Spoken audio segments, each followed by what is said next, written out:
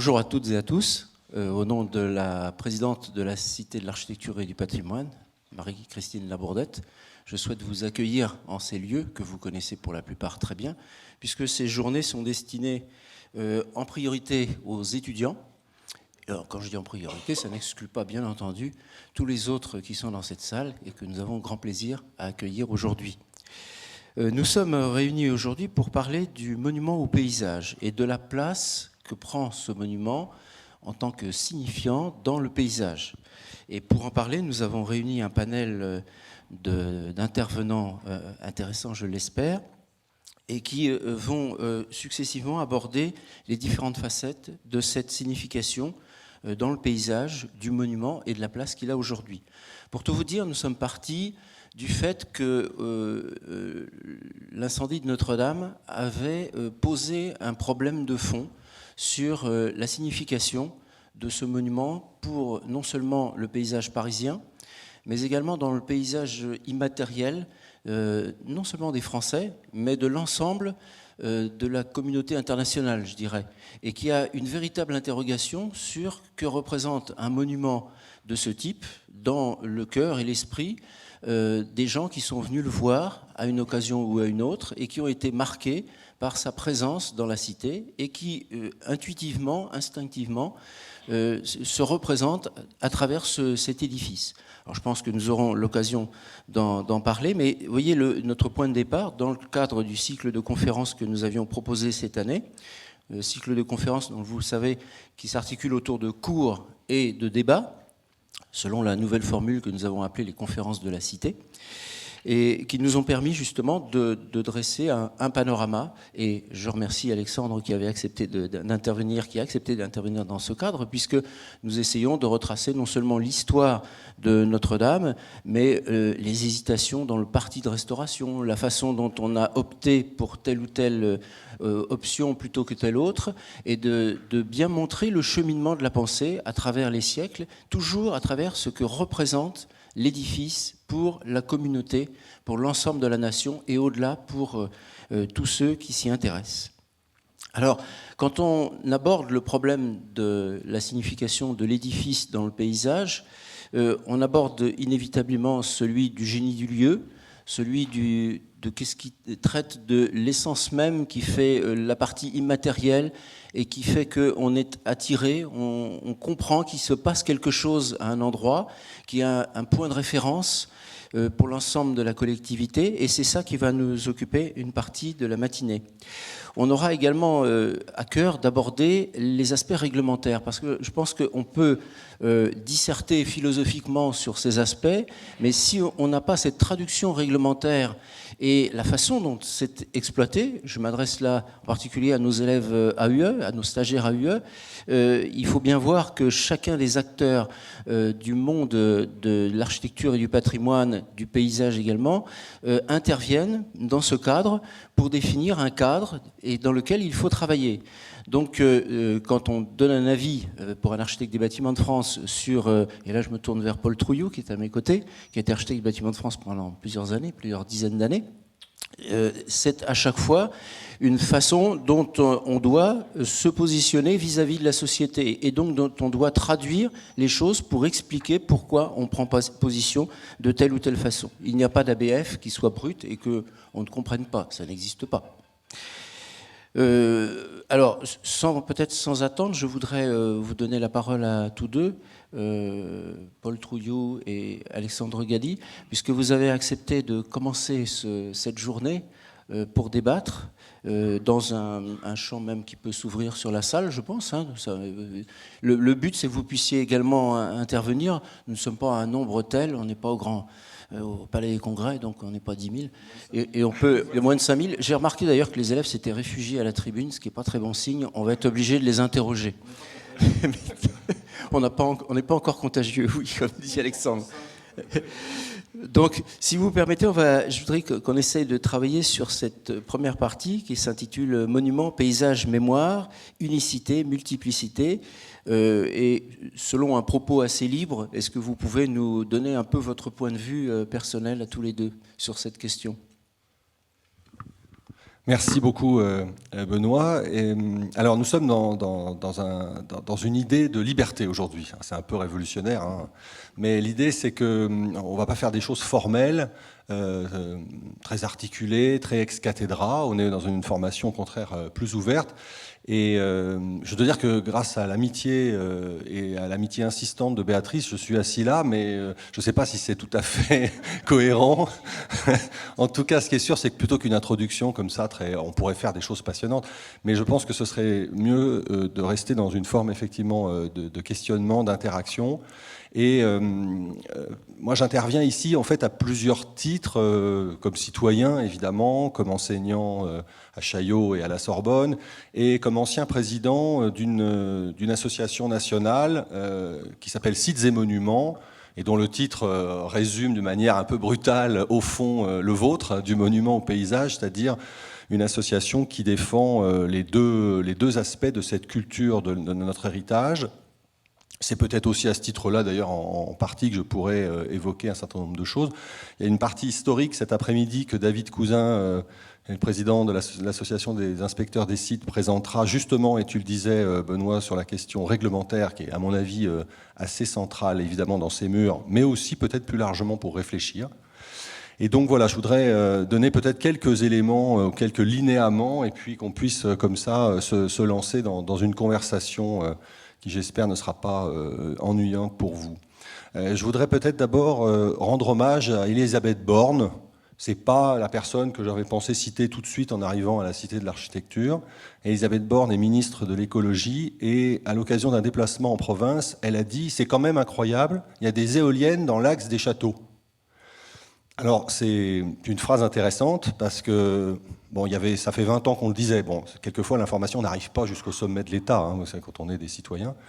Donc, effectivement, c'est une des questions intéressantes. Et je commence par ça parce que, en ce moment, la question du monument et du paysage, elle est soluble dans la grande question de l'éolien.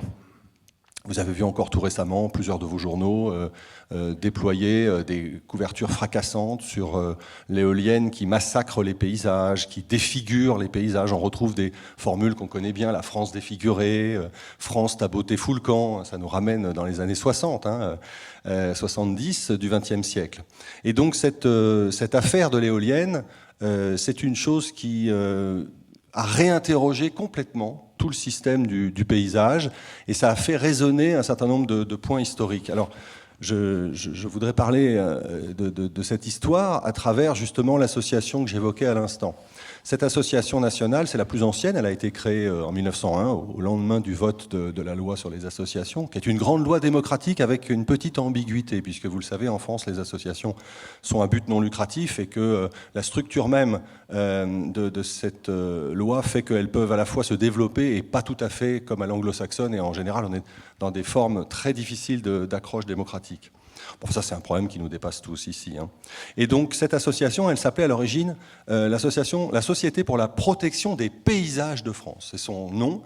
Et en 1901, elle est composée par un certain nombre de ce qu'on appellerait aujourd'hui des bourgeois, hein, alors qu'ils soient de gauche ou de droite à l'époque, il y a des radicaux socialistes.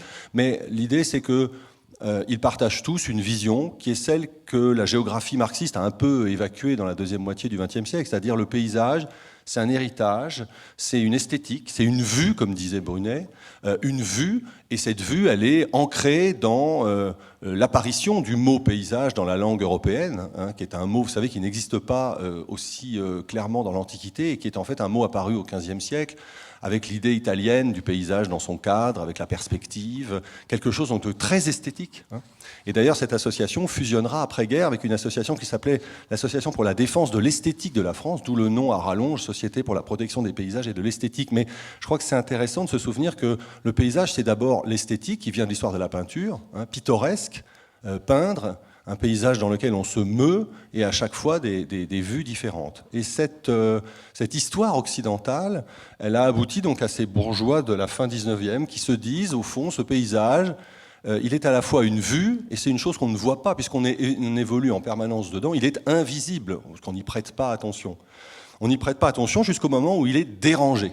dérangé. Alors à l'époque, c'est pas les éoliennes, il est dérangé par les premiers progrès de l'industrie, les premières usines, pas encore les premiers châteaux d'eau, donc les premières cheminées qui fument dans le paysage, les premiers barrages hydroélectriques en béton, qui commencent à défigurer des paysages, qui captent des sources, qui détournent des choses qui étaient là depuis un temps immémoriel.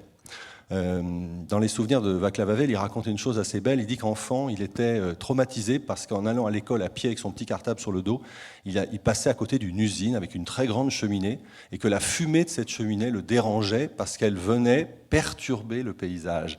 Et il trouvait terrible que les hommes salissent le ciel. Ça, c'est sa formule, c'est magnifique. Et donc, il y a de ça dans cette alerte qu'envoient les gens qui fondent cette société en 1901. Le deuxième président de cette société est un personnage intéressant pour nous parce que ce n'est pas du tout, et là vous voyez où je veux en venir avec mes gros sabots, mais on est à des milliers de kilomètres de l'écologie politique d'aujourd'hui. Et comme l'a dit Finkielkraut il n'y a pas très longtemps, le problème de l'écologie politique d'aujourd'hui, c'est qu'elle n'a rien à nous dire sur la beauté du monde et sur la beauté du paysage. Elle ne nous parle que de chiffres, de pollution, de fin du monde, et elle a pris le visage un peu traumatisant d'une petite fille suédoise. Donc ces gens-là, au contraire, ils sont concentrés sur l'idée de beauté, qui est une idée évidemment qui nous réunit tous, et en même temps évidemment qui philosophiquement a été tellement assommée qu'on a du mal à l'utiliser sans que tout le monde esquisse un petit sourire. Et donc ce personnage, c'est Charles Bocquier. Alors Charles Bocquier, voilà une figure intéressante. C'est un bon bourgeois, chartiste, mais radical socialiste et franc-maçon, donc il est à la gauche de l'échiquier politique, et il est issu du Doubs. C'est un député du Doubs. Et à la Chambre, il va porter la première loi de défense des paysages en France, 1906. C'est la loi qui a servi de matrice à la loi de 1930. Alors elle est moins connue évidemment que la loi de 1930, parce que la loi de 1930 c'est notre loi, elle est toujours en place. On a fêté ses 90 ans il y a peu de temps avec le ministère de l'écologie, et c'est une grande loi, mais elle se fonde en l'améliorant sur la loi de 1906, de même que la loi de 1913 se fonde et améliore la loi de 1887. C'est le même processus. Donc ils ont utilisé ce qu'avaient fait les monuments historiques et toute la progression que les monuments historiques avaient obtenue depuis Louis-Philippe jusqu'à la Troisième République pour caler une loi qui décidait qu'on protégerait non plus des monuments, donc des points uniques, mais des points multiples que sont les paysages que nous pensons naturellement spontanément naturels. Vous pensez paysage, vous pensez la campagne, mais aussi bien sûr dans leur esprit paysage urbain. Et un des premiers sites défendus, c'est la pointe de l'île de la Cité, parce qu'on considère qu'à Paris, c'est une image forte de Paris, avec l'arbre qui, soi-disant, verdit le premier, les pieds dans la Seine, à la pointe du square du Vert-Galant. C'est ce qui vaudra tant de démêlés à Sauvage lorsqu'il va faire la façade de la Samaritaine, parce qu'il est dans le site protégé par la loi de 1906. Et c'est ce qui vaudra à Marrast, Joseph Marrast, peu connu aujourd'hui, de faire les immeubles néo-Louis XIII Art déco qui sont de l'autre côté du Pont-Neuf et qui répondent d'une manière stupéfiante par une écriture régionaliste tardive à la façade démonstrative Art déco de Sauvage de l'autre côté du site. Deux écritures complètement différentes autour d'un site protégé. Et donc, cette loi de 1906, elle est chère à tous les défenseurs du patrimoine et du paysage en France, mais elle est un peu seule pendant longtemps. Et il faut imaginer que la France, c'est un peu comme le vote des femmes. On est après plein d'autres pays. Contrairement à ce qu'on pourrait imaginer, on croit toujours qu'on est en avance sur tout. Mais ce sont les Américains qui ont protégé les premiers des très grands parcs, à la fin du 19e, Theodore Roosevelt. Et c'est vrai qu'en France, les fameux parcs, c'est De Gaulle. Donc c'est les années 60. Les parcs naturels régionaux, c'est les années 60. Le ministère de l'Environnement, on n'en parle même pas, c'est 70. Mais tout ça, ça reste, on va dire... Là, tout récemment, je refaisais une petite collation de toutes ces lois de protection, les zones humides, la loi littorale, etc. C'est toujours, et c'est souvent encore, une perception extraordinairement esthétisante de la défense du paysage, qui est très liée, très articulée à la pratique des monuments historiques. Sauf que, évidemment, le drame français, il est arrivé une séparation administrative très forte entre deux ministères. Et ces deux ministères... qu'on aime tendrement, le ministère de la Culture d'un côté et le ministère de l'Écologie de l'autre, évidemment, ils ont beaucoup de choses à se dire. Il y a un fonctionnaire au milieu des deux, qui est l'ABF, évidemment, qui travaille sous la double casquette. et qui est là pour défendre aussi bien les sites que les 500 mètres, les abords, sans parler des ABF conservateurs de monuments. Et cette séparation, elle a toujours posé problème. Elle n'a pas toujours existé, hein, d'ailleurs, mais elle a fini, dans deux administrations très fortes, par poser des problèmes de culture administrative. Hein. L'administration, évidemment, a sa propre culture, ses propres logiques. Et tandis que les monuments historiques sont restés fidèles, évidemment, à la mission première, hein, qui leur a été confiée au XIXe siècle, la mission de la défense du paysage, elle s'est diluée progressivement dans la question politique de l'écologie qui apparaît dans les années 60, d'abord de manière assez pittoresque, puis ensuite de manière très forte, très structurée, jusqu'à aboutir à des partis politiques écologiques. Il n'y a pas encore de parti politique patrimonial en France, et je pense que ça ne viendra jamais. On n'est pas assez nombreux, et on voit, ça ne ferait pas recette, non. Et donc, cette séparation administrative et ce découplement fait que, c'est un des points de réflexion, je crois, c'est qu'aujourd'hui, les défenseurs des monuments n'ont pas grand-chose à dire aux défenseurs des paysages sous la forme de la défense écologique. Et je reviens à mon premier point, hein, qui est l'éolien, c'est très intéressant. Quand je suis devenu président de la société en 2011, je connaissais plutôt le versant monument historique. Donc j'étais assez à l'aise pour faire quelques petites critiques acerbes qu'on me reproche souvent sur la restauration ou le traitement des monuments historiques. Mais en réalité, ce qu'il y avait sur mon bureau de président, ce n'était pas tellement des dossiers monuments historiques, c'était vraiment des dossiers paysages, fidèles au fond à la tradition de cette association, dont c'était le premier cœur de métier, comme on dit aujourd'hui. Et dans ces dossiers, il y avait les éoliennes. Et là, les éoliennes, moi, j'y connaissais rien, et j'étais comme peut-être certains d'entre eux. Alors, je me suis fait agresser il y a 2 jours dans une conférence sur Notre-Dame de Paris, où je montrais le projet où un architecte a mis à la place de la flèche une éolienne. Alors, je faisais du mauvais esprit. Comme dit Jules Renard, le mauvais esprit, c'est déjà ça. Mais quelqu'un dans la salle s'est levé en disant « C'est scandaleux, les éoliennes, c'est fondamental pour sauver la planète ». Alors, je me suis permis de lui porter la contradiction, mais j'étais comme lui. Il y a 15 ans, je pensais que les éoliennes, c'était une affaire sérieuse et que ça servait à quelque chose. Il faut un peu de temps, parce qu'il faut se pencher sur des questions techniques pour comprendre que c'est une énorme arnaque industrielle qui fait vivre des lobbies avec l'argent public et qui produit de l'argent, mais pas d'électricité. Bon. Alors je ferme cette parenthèse, mais ça, c'est intéressant parce que ça m'a amené à un constat, c'est que les défenseurs du patrimoine et du paysage, s'ils attaquent l'éolienne, ils ne peuvent attaquer officiellement, selon leur objet social, que sur le point esthétique. L'éolienne défigure la France. Mais vous rencontrez des gens qui vous disent l'éolienne c'est somptueux, le design est magnifique, cette couleur blanche immaculée. Et un de mes grands amis, qui est un sénateur socialiste, qui est président de la commission des finances, que j'aime beaucoup, qui adore le patrimoine, me dit mais tu te trompes, c'est sublime, c'est la tour Eiffel de demain, etc. Bon, c'est vrai, on peut débattre des heures, chacun son point de vue esthétique, donc c'est un peu dangereux. Donc les associations de défense du patrimoine se sont trouvées dans une seringue terrible qui a été d'aller sur le domaine éolienne sur le plan technique pour montrer que c'est une arnaque. Alors c'est vite fait hein, de démontrer l'arnaque de l'éolienne, mais on n'a pas de légitimité à le dire. C'est la légitimité plutôt des industriels, surtout évidemment des ingénieurs qui savent exactement comment on produit de l'énergie, des collègues du CNRS, enfin bon, bref, on était un peu gênés. Et on se trouvait dans cette situation que c'était pourtant ce qui était le plus largement partagé par nos adhérents comme une demande d'aide. Et l'éolienne, vous le savez, elle touche tout le monde. Elle ne touche pas 1 ou 2 paysages. Elle touche la France entière, du nord au sud, de l'est à l'ouest et jusqu'au cœur. Et donc ce dossier de l'éolienne m'a amené à voir qu'au ministère de l'écologie, ils étaient frappés complètement de schizophrénie.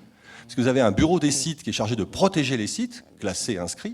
Et puis, à 2 bureaux, il y a le bureau des éoliennes qui en met partout et qui considère que dans la partie, cette fois-ci, écologie politique, c'est ça le totem qui va permettre de faire comprendre aux gens qu'il faut changer nos pratiques et sauver la planète. Et puis, on a vu le moment, évidemment, où on faisait des... Moi, je suis membre de la commission supérieure des sites, j'ai cet honneur, mais ça... donc j'ai appris beaucoup dans cette commission. Hein. Et qu'est-ce que j'ai vu ? J'ai vu qu'à chaque fois qu'on protégeait un site classé, il y avait toujours quelqu'un qui posait la question, à la fin c'était moi, pas d'éoliennes j'espère. Et le représentant du ministre éclatant de rire, comme une espèce de jeu de rôle assez classique dans les associations et dans les commissions. Donc aujourd'hui, l'éolienne, c'est vraiment la question devant laquelle on se trouve, à mon avis, le plus central. Pourquoi ? Parce que c'est un objet qui a une seule forme, une seule couleur, un seul design et qui est partout sur tout le territoire de l'Europe. Donc, c'est-à-dire que ça banalise complètement tous les paysages. On peut discuter sur les questions de hauteur, de profondeur, etc. Mais c'est fondamentalement un objet unique, donc, qui banalise. Il n'y a plus de possibilité de diversification possible du paysage, parce que l'éolienne, partout, amène la même image, le même résultat. Et ça, c'est, je crois, une interrogation très forte, parce qu'en moins d'une génération, il y a 8000 éoliennes aujourd'hui, le président de la République a annoncé qu'il en voulait 2 fois plus. Alors là, depuis un mois, il a changé d'avis. Alors je pense que c'est lié aux élections municipales, ça passera, mais il a remarqué que beaucoup de gens étaient contre. Ça y est, ça commence à infuser. Mais ça fait 15 ans qu'on répète la même chose. Et quand les éoliennes ne fonctionneront plus, vous savez, ça fera des champs d'éoliennes rouillées parce qu'on n'a pas prévu financièrement assez d'argent pour les démonter. Donc si vous allez aux États-Unis, vous voyez des champs d'éoliennes rouillées qui pourrissent sur pied. C'est pas très beau objectivement. On ne pourra pas enlever le béton qui est dans la terre. Donc tout ça fait que ça va se retourner contre nous. Donc là, moi, je crois qu'aujourd'hui, on est devant quelque chose de vraiment difficile. Et ça interroge tout le monde, toute la chaîne, parce qu'évidemment les lois de protection ne suffisent plus. Si l'écologie monte par-dessus le droit du patrimoine et des paysages, alors oui, on a des éoliennes dans les parcs naturels, c'est autorisé, dans les sites classés, dans les zones tampons, voire dans les zones protégées par l'UNESCO, évidemment. C'est toute l'affaire de la baie du Mont-Saint-Michel sur laquelle on a turbiné, sans mauvais jeu de mots, pendant des mois et des années pour essayer de protéger la baie du Mont-Saint-Michel de l'éolienne. Et l'urgence écologique qui existe quand même, on ne va pas dire le contraire, évidemment, on a bien l'impression qu'il y a quelque chose qui se passe sur notre pauvre planète, elle fait que là, les défenseurs du patrimoine n'ont plus grand-chose à dire, sinon que la beauté du monde est en danger et que cette beauté fait aussi partie de notre humanité, qu'on a envie de respirer un air pur, mais on n'a pas envie que la beauté des paysages disparaisse, que cette beauté soit transmise. Justement, Alexandre, on ne va pas faire un débat sur l'éolien. Je pense que ce n'est pas l'objet de notre journée, mais c'était important effectivement et de montrer ce caractère prégnant des éoliennes dans le paysage et la place que ça a aujourd'hui dans le débat public. Je voudrais me tourner vers Paul parce qu'un ABF n'est jamais concerné par l'éolien. Il n'y a pas d'avis dans les 500 mètres. Et pourtant, est-ce que tu peux nous expliquer comment dans la place même de la mémoire, la place de l'oubli de la mémoire et de la façon dont les gens se positionnent sur un lieu donné, pour ou contre l'éolien, alors que le sujet n'est pas là, par exemple? C'est un sujet, effectivement, auquel on est confronté. J'ai eu la chance d'être en poste en Eure-et-Loire, donc à Chartres avec... pardon ? Si, il y a des éoliennes, justement. La Beauce est un formidable terrain de jeu pour les éoliennes. Il n'y a pas d'obstacle, le vent... voilà. Et donc, j'étais au tout début des toutes premières éoliennes qu'on essayait de mettre le plus loin possible en essayant de convaincre le préfet que ce n'était pas une bonne idée de le mettre à tel endroit. Je me souviens d'ailleurs d'avoir fait un petit croquis où je mettais le dessin de l'éolienne et je mettais la façade de la cathédrale. Et il me disait, alors bien évidemment l'éolienne est beaucoup plus haute que la cathédrale de Chartres. Et il me disait, vous êtes trompé, c'est pas possible, etc. Je lui ai dit, écoutez, l'éolienne c'est 135 mètres, la cathédrale de Chartres c'est 115 mètres, donc voilà. Donc on a eu ce... Alors, ce que je voulais dire, ce qui m'avait surpris en arrivant à Chartres, c'est que la cathédrale de Chartres, donc, on a un périmètre de 500 mètres, on a un secteur sauvegardé, mais au-delà, on n'a rien, et on n'a toujours rien. Et donc, on était au tout début, je suis arrivé dans les années 80, Jean-Paul Porchon, dont on va parler probablement sur la baie du Mont-Saint-Michel aussi, qui avait travaillé sur le Mont-Saint-Michel, architecte chartrain, avait fait ses premières études de vue sur la cathédrale. C'était le premier travail d'essayer de voir comment protéger, voilà, il n'existait pas la loi, les dispositions des directives paysagères, etc. Plus tard, parce que je suis revenu à Chartres plus tard, on a encore retravaillé là-dessus avec Jean-Paul Porchon sur une directive paysagère. C'est un gros travail pendant. Il y a une directive paysagère aujourd'hui. Toujours pas, mais je vais y venir. Donc on a travaillé sur ça pendant 5 ans, d'arrache-pied, on essayait d'établir, de voir qu'est-ce qu'on pouvait mettre dans une directive paysagère, on essuyait les plâtres, donc on a beaucoup travaillé là-dessus, d'essayer de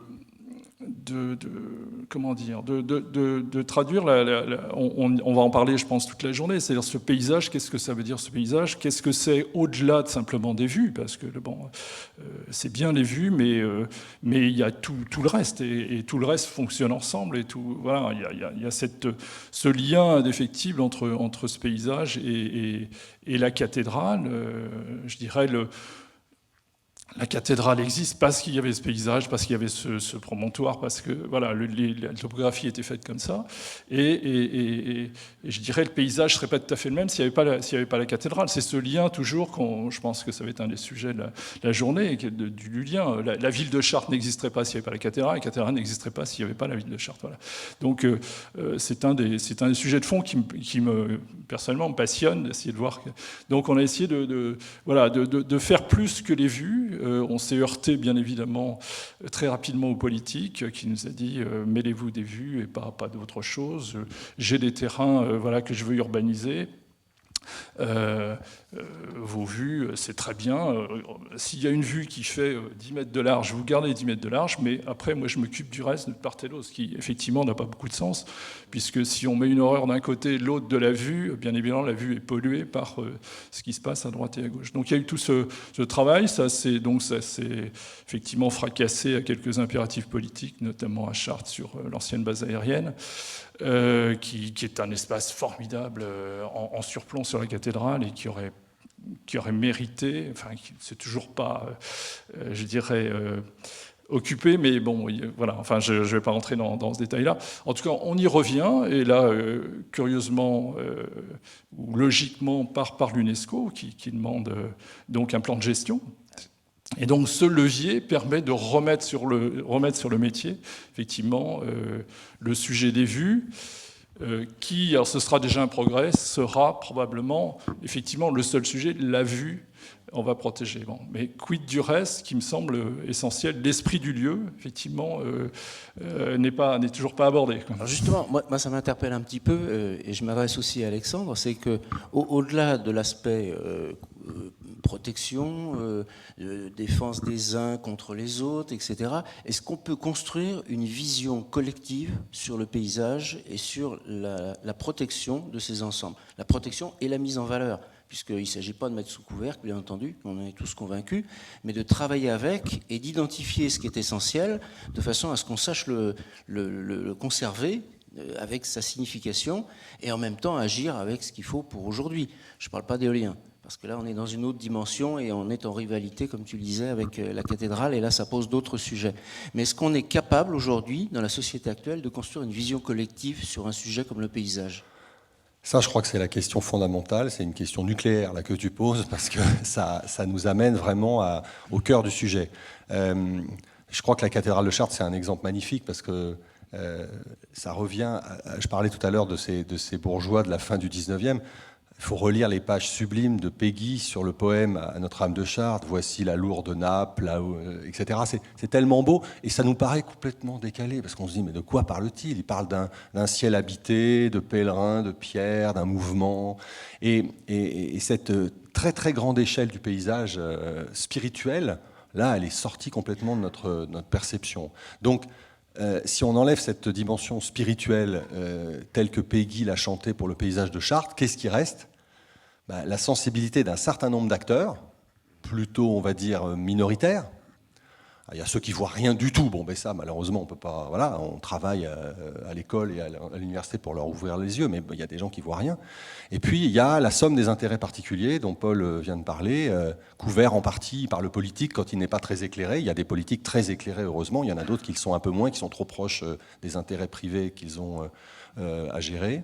Et ça veut dire que construire un discours collectif, ça veut dire, en partie, on retombe sur un point qui est celui des monuments historiques, la contrainte.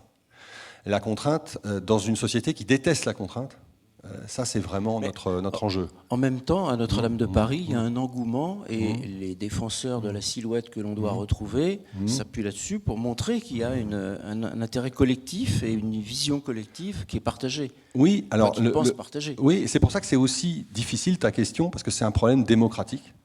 Et ça, c'est une chose que, évidemment, quand on est entre experts, on essaye de tenir plus ou moins à distance. On est tous des citoyens d'une démocratie, puis quand on est sur une affaire précise comme ce qui est notre cœur de métier, alors là, on a évidemment l'impression, légitime ou pas, qu'on est très au-dessus du public et que peut-être il faut éclairer le public. Ça, c'est l'éternel problème, et moi, je l'ai vécu des deux côtés de la barrière, à la fois comme universitaire, évidemment, qui délivre un savoir qui est censé être un peu supérieur à la moyenne. Peut-être que c'est pas vrai. Et puis en même temps comme citoyen de base qui voit qu'il n'est pas du tout écouté et qui même en association démocratique, qui est une forme de la citoyenneté, je pense, légitime, voit bien qu'il ne peut pas faire passer de message parce qu'il y a une déconnexion avec les élites. Donc qu'est-ce que c'est que démocratiquement construire ce consensus si ce n'est pas les esthètes et si ce n'est pas une sorte de mouvement? Parce que tu dis Notre-Dame de Paris, c'est vrai, on peut faire la tournée des popotes, a priori tout le monde est pour la flèche de Viollet-le-Duc et retrouver cette silhouette que Viollet-le-Duc a complètement manipulée, on le sait bien, mais qu'il a mise à l'échelle de la ville haussmannienne, avec cette grande flèche qui est beaucoup plus lourde et qui a posé des problèmes techniques que la flèche d'origine qu'il aurait dû, selon le concours de 43, reconstruire. Bon, mais on est tous à peu près d'accord, sauf une personne, le président de la République. Et c'est un problème passionnant. Alors c'est vrai que nous sommes dans une monarchie présidentielle, donc là c'est un régime un peu particulier par rapport à la démocratie normale. Donc c'est vrai que même si tout le monde veut, c'est-à-dire l'architecte en chef, qui n'a pas assez fermé sa gueule, je cite le général Georgelin, le général Georgelin lui-même, pourquoi il a dit qu'il devait fermer sa gueule? Parce qu'en réalité, la stratégie du général Georgelin, c'est de dire tout le monde veut la même chose, sauf une personne. Si vous rappelez en permanence à cette personne que tout le monde veut la même chose, il voudra exactement le contraire. Ça, c'est la pensée, évidemment, d'un grand stratège 5 étoiles. Parce que le président de la République est très intelligent et très immature. Donc, comme il est sûr d'avoir toujours raison, et la flèche, elle sera moderne s'il le décide à la fin. Donc, il ne faut jamais en parler. Donc, cette question démocratique, elle est... Alors là, c'est un problème franco-français, évidemment. C'est le régime français de la Ve République. Tant qu'on ne sera pas sorti de ça, on n'y arrivera pas. Mais...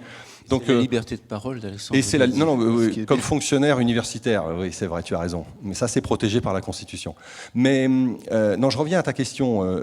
C'est ce consensus démocratique, jusqu'où on peut le faire aller sans être guidé par la loi. 500 mètres, ça a été, on le sait, une avancée énorme, quoique assez paradoxale, hein, une avancée que les monuments historiques ont portée, c'est-à-dire l'idée que le monument tout seul ne peut pas être entendu comme tel, c'est la phrase de Malraux à la Chambre, un chef-d'œuvre isolé risque d'être un chef-d'œuvre mort. Ça veut dire qu'à la différence de la protection monument historique, l'unicité du monument, ça entraîne une vision globale, ça entraîne une vision collective. C'est fantastique parce qu'on était arrivé à l'idée qu'au lieu de défendre, ce qui était déjà très difficile, des monuments, quand c'était des particuliers, l'État s'est beaucoup battu. La loi de 13 porte un coup de canif très violent à l'impérium du droit de propriété du Code civil. Hein. On peut prendre un monument qui n'est plus seulement le monument du propriétaire, mais on lui donne une échelle nationale. Ça a été très difficile pour beaucoup de propriétaires. Maintenant, c'est très partagé, hein, mais ça a été très difficile et c'était une loi assez courageuse de ce point de vue-là. 31 décembre 1913, combien avait-il de députés à la Chambre le 31 décembre 1913 avant d'aller réveillonner, hein, donc, bon, elle est passée et je ne sais pas si on l'aurait encore aujourd'hui. Donc cette idée de passer de l'objet à l'ensemble, ça porte une vision de la société qui veut dire qu'on a un accord social qui fait qu'on peut décider de dévitaliser, parce qu'il ne faut pas se raconter d'histoire, la loi dévitalise quand même, on dit toujours, et tu as pris cette précaution, on ne veut pas tout garder, on ne met pas tout sous cloche, ok, mais à la fin, c'est quand même en partie ce qu'on fait, il faut s'en défendre intellectuellement, il faut l'assumer, parce que c'est vrai que si on ne fait pas attention, on met 50 éoliennes devant la cathédrale de Chartres, et puis rouler jeunesse. De toute façon, l'éolienne, elle n'a rien à faire des vues que les uns ou les autres on pourrait avoir dans la défense du paysage, puisque s'il y avait du vent dans les galeries des glaces, ils en mettraient dans la galerie des glaces. Donc c'est une affaire qui est entendue. Moi j'ai vu combien de fois des discussions sans fin pour pousser l'éolienne de 50 mètres, parce qu'elle était dans l'axe de la grande allée du château qui avait traversé l'histoire, qui avait été tracée par le nôtre. Et à la fin, le promoteur, grâce à toutes sortes de manipulations que l'État a produites dans la chaîne d'autorisation, il mettait son éolienne en face et fin de l'histoire, sauf que c'est ce que Madame Borne vient de découvrir. Donc voilà. Donc jusqu'où on peut aller dans ce consensus et comment ce consensus peut-il être conservé? Parce que on le sait, l'architecte des bâtiments de France, à partir du moment où il défend une position très forte, il met en péril sa propre carrière. Et éventuellement, il peut mettre en péril sa corporation, puisque le corps des ABF a été un des punching balls préférés des élus, que ce soit au Sénat, avant que le Sénat devienne le dernier rempart de la démocratie depuis 2 ans, et à la Chambre. Et on a vu énormément de parlementaires, aussi bien de droite que de gauche que du centre, dire au fond les ABF c'est fini, la vie conforme c'est fini, on va pouvoir, embrassons-nous Folleville, faire exactement ce qu'on veut. Voilà. Et c'est aussi embarrassant parce que c'est une autre vision démocratique. Si Madame Michu veut son pavillon à 3 étages devant le bâtiment classé, jusqu'à quel point on tient cette position? Moi, j'ai pas la réponse objectivement, mais c'est, je crois, la question autour de laquelle on tourne tous. Et ce qui était peut-être un peu partagé encore il y a une génération ou deux, l'est beaucoup moins à mon avis maintenant. D'abord parce que la société est fractionnée, il y a beaucoup de groupes qui interagissent plus ou moins les uns contre les autres.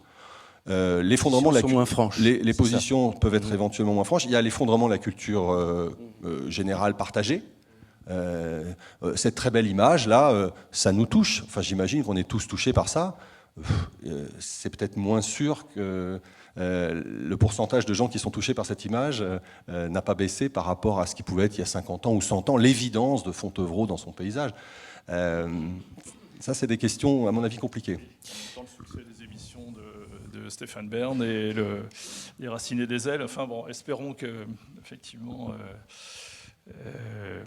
oui, c'est... En même temps, il y a un sujet qui est intéressant quand on parle de paysage et que tu viens d'aborder, Alexandre, c'est la notion de mémoire, à la fois quand on parle de monuments et quand on parle de paysage. Il y a une mémoire collective, il y a une mémoire qui oublie aussi, il y a la part de l'oubli dans la mémoire qui est très forte, en particulier quand on commence à discuter sur les sujets avec les défenseurs de l'éolien, oui, par exemple, pour prendre cet exemple. Mais il y a un véritable travail qui s'effectue sur la mémoire. Est-ce que tu peux, Paul, nous parler de ça dans ton travail d'ABF et de la façon dont ça a été pris en compte ou pas dans les approches paysagères sur la cathédrale de Chartres et dans la directive paysagère qui finalement aboutit quand même à quelque chose, je l'espère. Alors sur le territoire autour de la cathédrale, qui est un territoire gigantesque, hein, puisque la cathédrale se voit à près de 30 km,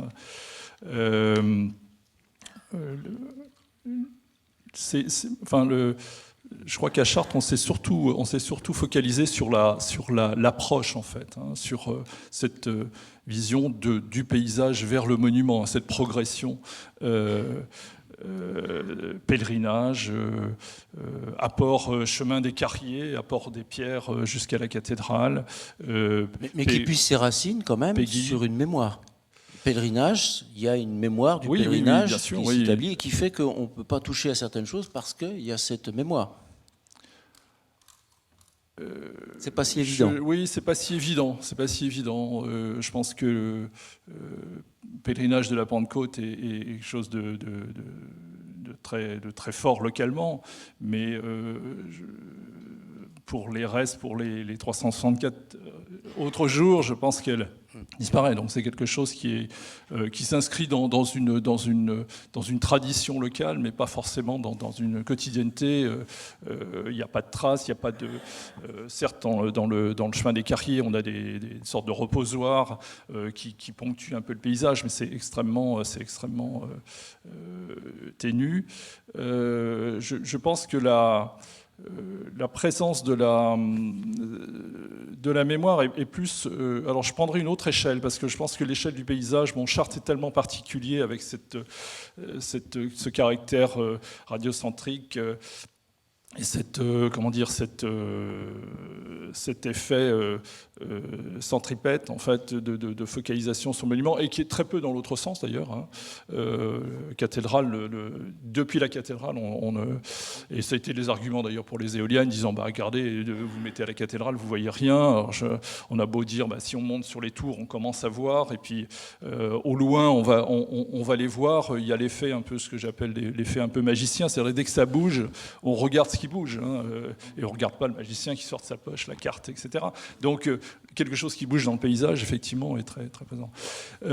Mais la dimension du paysage urbain, et ça je dirais la deuxième actualité de Chartres en ce moment, c'est le la question du parvis de la cathédrale, qui est un...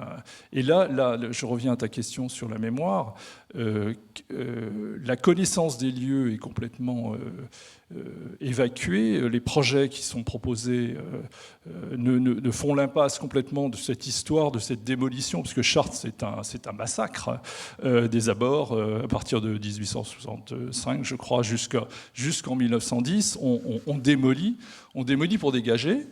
Et puis ça s'arrête puisqu'on découvre effectivement sur une façade d'une maison canoniale, on découvre effectivement des tympans de baies avec des personnages et qu'on retrouve dans le carnet de Villard de Honnecourt, etc. Et tout s'arrête.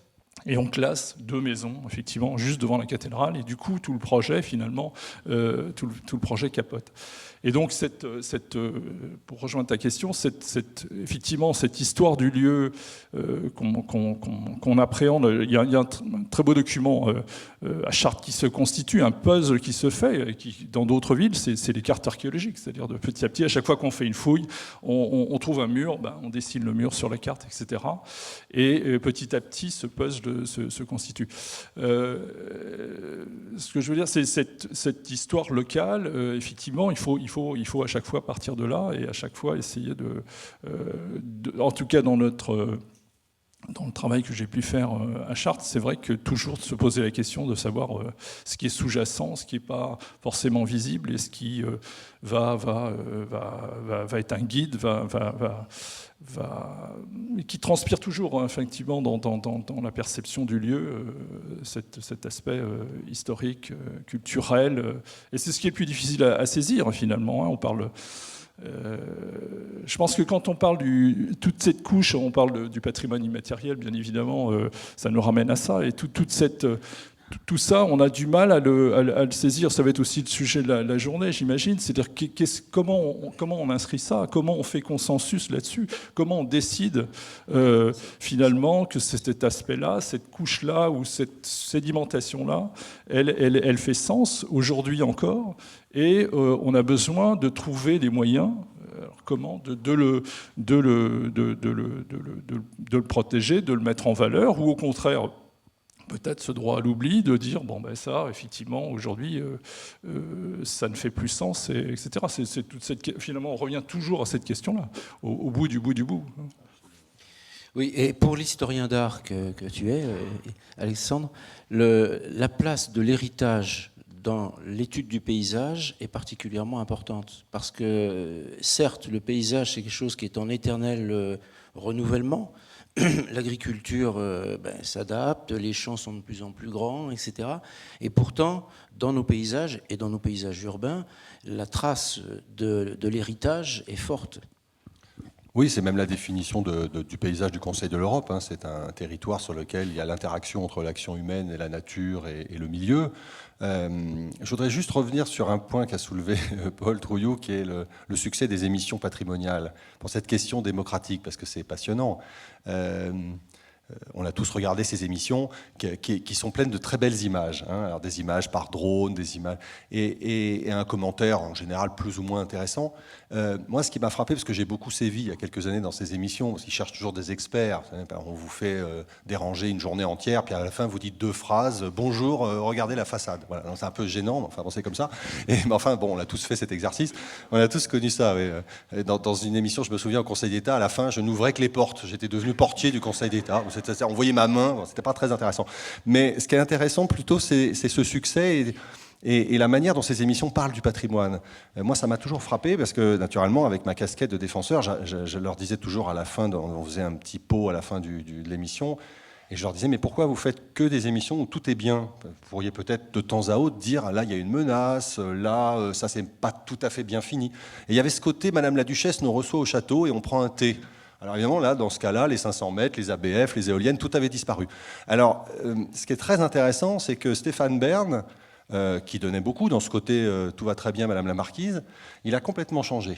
Et ça, c'est vraiment intéressant. Ah oui, oui. Alors Stéphane, on le connaît bien et on l'aime beaucoup. Il fait un travail formidable, bénévole pour l'État. Et il s'est pris de passion pour le patrimoine d'abord comme acteur avec sa restauration de son monument, ensuite comme animateur de télé et maintenant comme défenseur du patrimoine parce qu'il a compris en fait que c'était un peu plus compliqué que ça, Madame la Marquise. Et donc maintenant il commence à faire des émissions coup de gueule. C'est très modeste, mais par exemple des Racines et des ailes, j'ai jamais réussi. Quand c'était Carolis, j'ai jamais réussi à leur proposer un sujet un tout petit peu plus problématisé que oh là là, regardez, on survole Chambord, ah c'est merveilleux, etc. Bon. Donc alors, et puis après, il y a le succès de ces émissions qui est un peu le même succès que les Journées du patrimoine. Il y a un côté un peu euphorisant. Alors on court d'un monument à l'autre, tous les soirs on compte tous les gens qui sont rentrés partout, donc 12 millions de visiteurs, non, 12 millions d'entrées. Vous voyez, les chiffres sont manipulés. Et donc ça, c'est une vraie question. Et on n'arrive pas très bien à savoir s'il y a bien cet accord. Et puis la dernière chose, on l'a tous vécu, c'est que vous rencontrez que des gens qui aiment le patrimoine, mais quand il s'agit de démolir sa maison, alors là, ils voudraient quand même qu'on les laisse tranquilles. Et les élus sont pareils. Donc ça c'est à la fois une question juste. Il y a quand même une très forte appétence des Français pour leur patrimoine. Je crois que ça, c'est vrai. Mais il faut voir un peu ce qu'on fait de cette chose. Alors pour revenir à ta question, oui, le paysage héritage, avec toutes les strates successives, ça me paraît vraiment une évidence. Et peut-être pour rester dans l'exemple urbain que vous aviez pris à l'instant, avec les parvis, alors le parvis de Chartres, c'est un dossier qu'on suit depuis pas mal d'années. Alors il y a des rebondissements pour faire allusion à la forme proposée de la piste générale de skateboard. Alors à Chartres, il y a un cas particulier, c'est un maire qui est complètement atteint de folie bâtisseuse, je veux dire. C'est-à-dire, il s'était présenté à la présidentielle, c'est pour vous dire le niveau d'ambition. Et donc, c'est quelqu'un qui a une déconnexion vis-à-vis de la réalité. Alors, l'archéologie, l'architecture, c'est quand même des sujets difficiles. Bon. Mais si on revient à la question plus généralement de l'urbain, le paysage urbain, c'est la chose la plus traumatisante pour réfléchir sur ces questionnements, parce que la ville ne peut pas être pensée autrement, à part les villes neuves dessinées par un seul architecte, et en général, ça donne des endroits assez fascinants et un tout petit peu angoissants, que ce soit la ville de Richelieu, de mon cher Le Mercier, où on est un peu prisonnier de cette espèce de cartésianisme du XVIIe siècle, ou des choses plus angoissantes du XXe, et là, on n'est jamais très loin du totalitarisme, mais ce qui est intéressant dans la ville, c'est justement qu'a priori, là, c'est très difficile de défendre une idée que l'accumulation du hasard a produit un paysage et qu'il n'y a aucune raison de le modifier. C'est impossible en réalité. Ça a été le problème des tours. Tout ce qu'on raconte aujourd'hui sur les tours, on l'a déjà dit 50 fois depuis que les tours existent, ça va faire 100 ans maintenant. Je dis ça parce que les gens croient que la tour, c'est la modernité. C'est pas du tout la modernité, c'est un truc il y a 100 ans. Je dis ça aussi pour la maire de Paris qui adore les tours. À mon avis, fait une petite erreur de perspective sur la ville de Paris, qui est une ville horizontale, comme Rome, et qui en a plus beaucoup des villes horizontales. Donc c'est aussi un paysage qui, par accident, est devenu intéressant, parce que c'est des villes qui ne sont pas des villes verticales. Et donc la tour, on impose une tour, et toute la ville est changée par un seul objet architectural. C'est ce que Giscard d'Estaing dit quand il dit « j'arrête les tours à Paris », parce qu'il dit « une tour ne peut pas égoïstement transformer une ville d'un coup d'un seul ». Ce que disait Churchill, il faut une vie pour construire quelque chose et 5 minutes pour le détruire. Donc, enfin, il le disait mieux que ça, évidemment. Donc, la question de l'ensemble urbain, ça a été aussi une histoire passionnante parce que dans la défense du patrimoine, les monuments protégés par la loi française étant des unités, quand il a fallu passer aux multiples, on n'a pas su comment faire. Donc, la première réforme, ça a été l'idée de défendre, au début du XXe siècle, les grands ensembles monumentaux. Donc on a fait passer une loi, je crois, parlant de la protection des ensembles type, par exemple, rue de Rivoli à Paris. Alors c'est venu du fait que, vous connaissez tous... La loi de 62 est basée sur l'ensemble. Oui, absolument. Alors cette loi, je crois que c'est 1910, je suis plus tout à fait sûr de moi, elle vient du fait que lorsqu'on a changé le gabarit à Paris, le gabarit Bonnier, en 1902, certains propriétaires de la rue de Rivoli se sont mis à surélever leur maison en application du nouveau gabarit. Et vous connaissez tous la rue de Rivoli qui a des toitures, une skyline en dents de scie. Donc le gouvernement a réagi à ce moment-là et donc on a mis en place cette idée des fuseaux monumentaux, des grandes percées pour les protéger. Ensuite, on a eu la loi des 500 mètres, qui est une loi de Vichy, mais préparée par les services depuis très longtemps et validée à la Libération. Donc tout le monde est au carré avec ça. C'est pas une loi de Vichy, c'est une loi du service des monuments historiques qui a traversé le XXe siècle.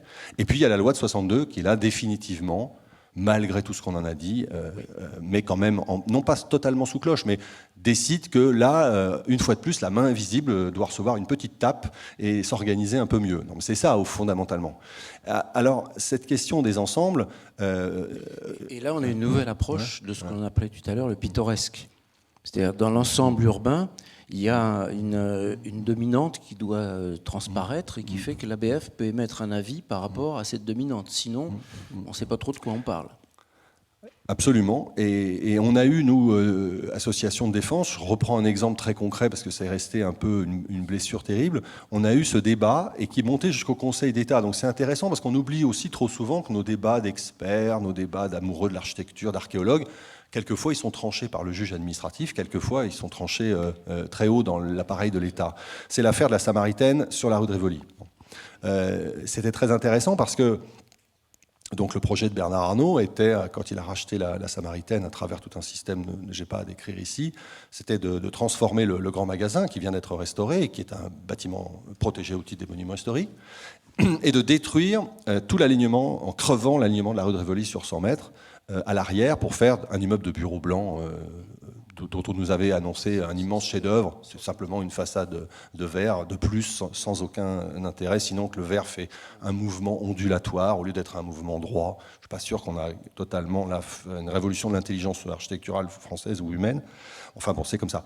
Mais ce qui est intéressant, c'était que l'argument était de dire on apporte un nouvel élément dans un paysage qui est pas totalement figé et on va améliorer ce paysage.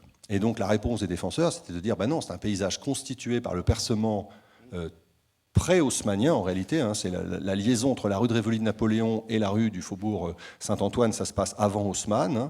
Et on fait un tracé avec ces fameux immeubles parisiens où se met en place la grammaire de la façade sur socle, rez-de-chaussée entre sols, balcon du premier étage, 3 étages, balcon du dernier étage, toiture avec petite lucarne peu saillante, qu'on appelle par raccourci l'immeuble haussmannien, mais qui est bien sûr une chose qui s'est maturée avant lui.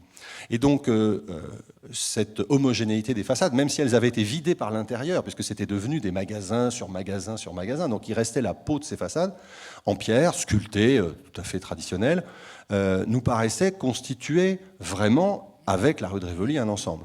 Donc là, il y avait deux visions, et on était dans le site inscrit. Plus personne ne s'est souvenu qu'il y avait un site inscrit à Paris. C'était intéressant, parce que c'était pas un argument. On disait c'est un site inscrit, les gens disaient ah bon, qu'est-ce que c'est qu'un site inscrit ? Ben oui, la loi des sites de 1930 protège aussi des cœurs de ville. Et donc il y avait les monuments historiques à 500 mètres. L'ABF en avait oublié un dans sa liste, ça a été un des arguments pour déférer à la censure du tribunal administratif. C'est un argument qui marche plus du tout. Ça marchait très bien il y a 20 ans, maintenant ça marche plus. Il avait oublié le palais du Louvre. Ouais, pas très loin, on avait un peu sauté dessus, mais ça n'a rien fait. Le juge administratif n'a pas été très impressionné par l'oubli de ça.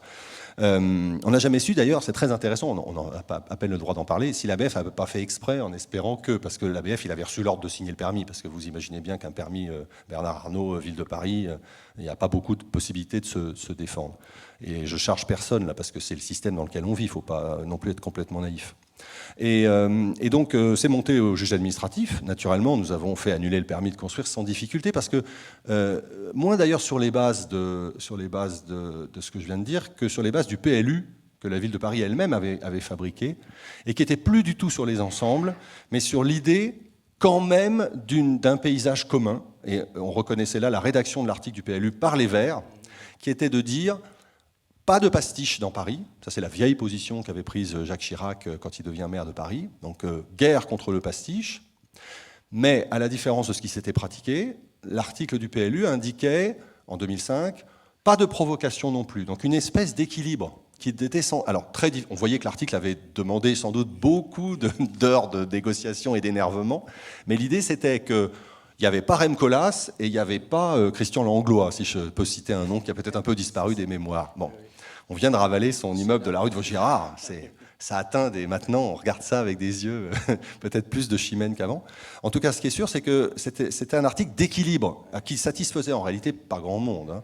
Et donc, cet article, je pense, C'est pour ça qu'ils sont allés jusqu'au Conseil d'État, parce que ça a permis de le casser et de le lire différemment. Et c'est pour ça qu'aujourd'hui, sur ce type de parcelle, on peut vraiment faire ce qu'on veut. Et là, la ville de Paris nous a enfermés dans un piège très brillamment jusqu'à ce que le Conseil d'État fasse son travail, c'est-à-dire la défense des puissants.